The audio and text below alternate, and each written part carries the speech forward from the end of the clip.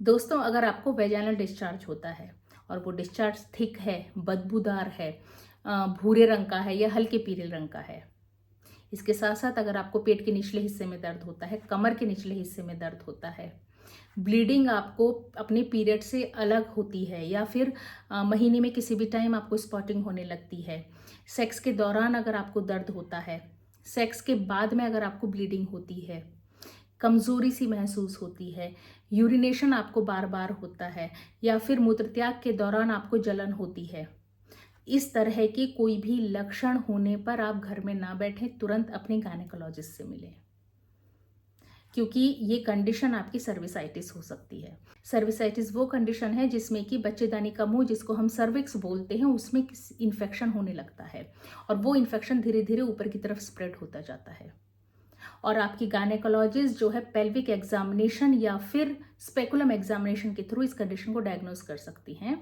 और साथ में फर्दर इन्वेस्टिगेशन के लिए आपको भेज सकती हैं।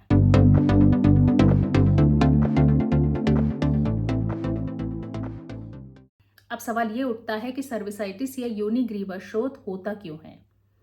देखिए, इसकी वजह इन्फेक्शियस भी हो सकती है और नॉन इन्फेक्शियस भी, यानी कि वजह इसकी इन्फेक्शन भी हो सकती है और इससे अलग भी और दूसरी वजह हो सकती हैं।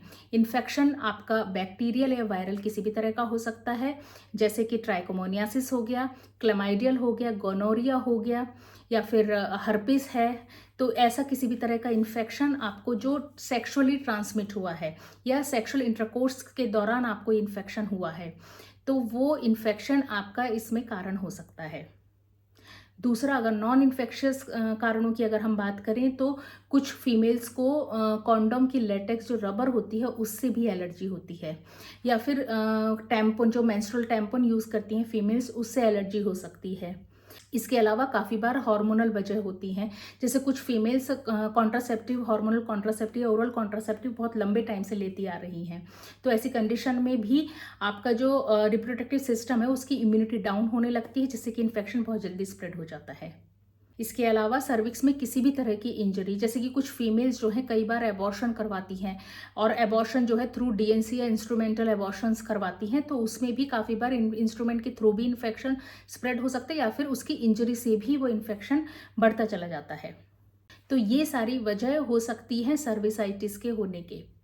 एक बात मैं आपसे ज़रूर बताना चाहूँगी कि ज़रूरी नहीं है कि सर्विसाइटिस में आपको लक्षण ही एक्सपीरियंस हो। काफ़ी बार सर्विसाइटिस लक्षण रहित भी हो सकती है। पेशेंट बहुत बार मेरे पास इनफर्टिलिटी की समस्या से या अन्य किसी समस्या से आती है, पेल्विक एग्जामिनेशन या स्पेकुलम एग्जामिनेशन में पता चलता है कि उसको सर्विसाइटिस भी है, वो भी स्पेशली क्रॉनिक सर्विसाइटिस। जब सर्विसाइटिस आपकी पुरानी हो चुकी होती है, बहुत लंबे टाइम से हो चुकी होती है और उसमें कोई लक्षण नहीं होता है, तो वो बहुत बार क्रॉनिक सर्विसाइटिस बन जाती है और ऐसे में पेशेंट काफ़ी बार देखा गया है कि कंसीव नहीं कर पाती है, इनफर्टिलिटी हो जाती है।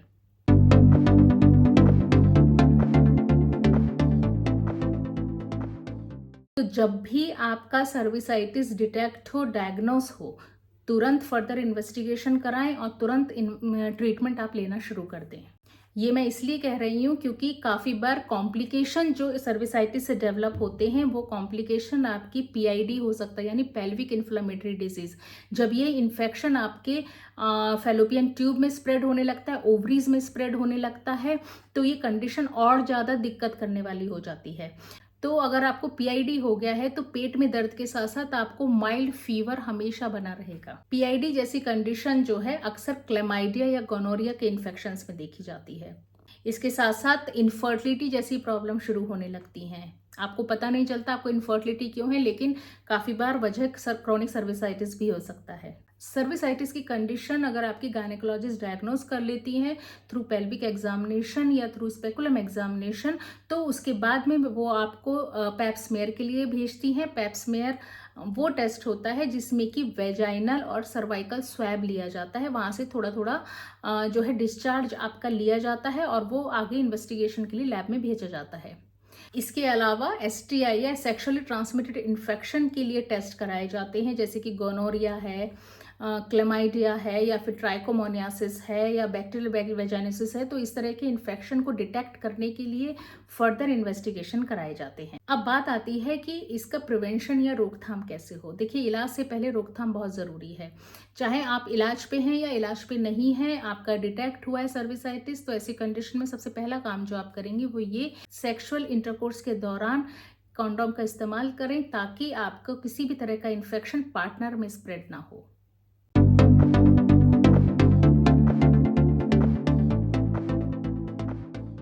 अब पार्ट आता है ट्रीटमेंट या इलाज का। तो जब आप एलोपैथी गायनेकोलॉजिस्ट के पास जाते हैं तो वो आपका जो ट्रीटमेंट, अधिकतर एंटीबायोटिक ट्रीटमेंट आपका स्टार्ट किया जाता है। और वहीं पर ही अगर मैं आयुर्वेदिक ट्रीटमेंट की बात करूं तो मेरा अपना ये मानना है कि अगर कंडीशन बहुत पुरानी है और क्रॉनिक हो चुकी है तो ऐसी कंडीशन में पंचकर्मा के थ्रू इसका ट्रीटमेंट किया जाता है और साथ में ओरल मेडिकेशन स्टार्ट की जाती हैं।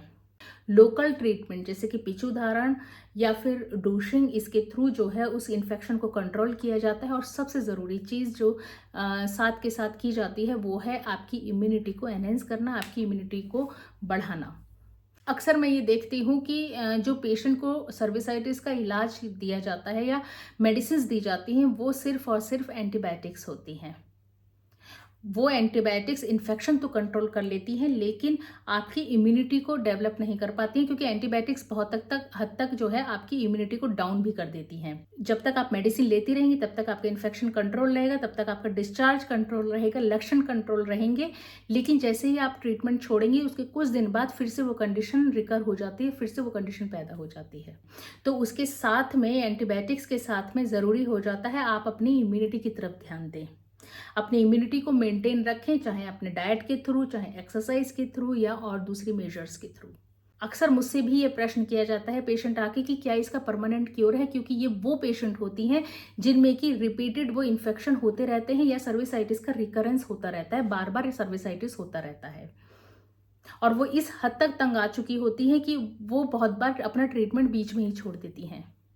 तो ऐसी फीमेल से मैं ये कहना चाहूँगी कि देखिए, सर्विसाइटिस परमानेंटली ट्रीट किया जाता है, परमानेंटली इसका क्योर है, परमानेंटली इसका इलाज है।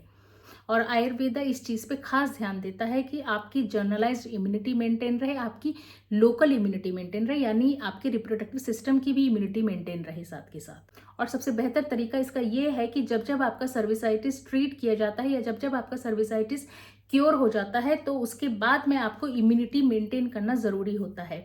जैसे ही आपकी इम्यूनिटी डाउन होने लगती है आपका सर्विसाइटिस फिर से डेवलप होने लगता है। तो ये तो था सर्विसाइटिस के बारे में एक जनरल इंट्रोडक्शन।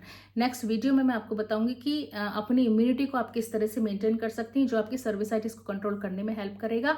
और साथ ही साथ मैं ये भी बताऊंगी कि किस तरह से किन किन मेजर्स के थ्रू आप घर रहकर जो है सर्विसाइटिस को बहुत हद तक कंट्रोल कर सकती हैं अपने हैंड से।